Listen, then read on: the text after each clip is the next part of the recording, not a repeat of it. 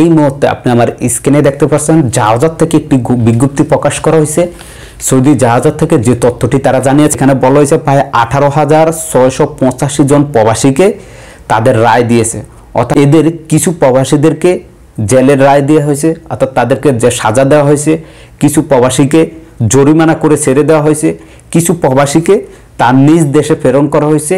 এই প্রবাসী যাদেরকে নিজ দেশে প্রেরণ করা হয়েছে তারা আর কখনো সৌদিতে আসতে পারবে না, এবং কি যাদেরকে জেলে পাঠানো হয়েছে তারাও জেল শেষ হলে তাদেরকেও ডিপোর্ট করা হবে, তারা আর কখনো সৌদিতে আসতে পারবে না। এটা খুবই দুঃখজনক। আমাদের যে সকল প্রবাসীরা আছেন অবশ্যই সতর্কতা অবলম্বন করবেন। সৌদির যে ল আছে, যে নিয়ম আছে, সেগুলো অবশ্যই আপনাকে মানতে হবে। রিয়াদে 6 জনকে গ্রেপ্তার করা হয়েছে, এবং এই 6 জনের দোষ ছিল তারা একটু মারপিটও করে নাই, শুধুমাত্র রাস্তার ভিতরে ঝগড়া করছে।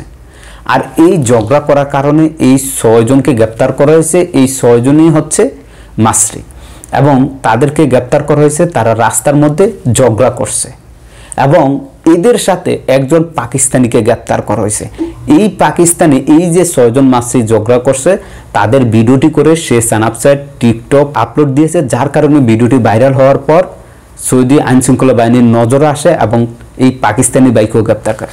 শুধু পাকিস্তানি না, আমাদের অনেক বাংলাদেশি, ইন্ডিয়ান, নেপালি বা পাকিস্তানি ভাই আছেন যারা কি করেন, রাস্তাঘাটে কেউ যদি একটু ঝগড়া করেন সেটা ভিডিও তুলে দেন, রাস্তাঘাটে কেউ যদি মিছিল করে সেটাও ভিডিও করে আপলোড দিয়ে দেন, রাস্তাঘাটে কেউ যদি মারপিট করে সেটাও আপনারা সোশ্যাল মিডিয়া আপলোড দিয়ে দেন। কিছুদিন আগে আপনাদেরকে দেখিয়েছি যে জেদ্দায় বাড়ির ছাদের থেকে একজন লাভ দিয়েছে, যেখানে আমাদের প্রবাসী ভাই সেটা ভিডিও করছে, আত্মহত্যা করছে, সেটার ভিডিও করে সোশ্যাল মিডিয়া দিয়ে দিয়েছে।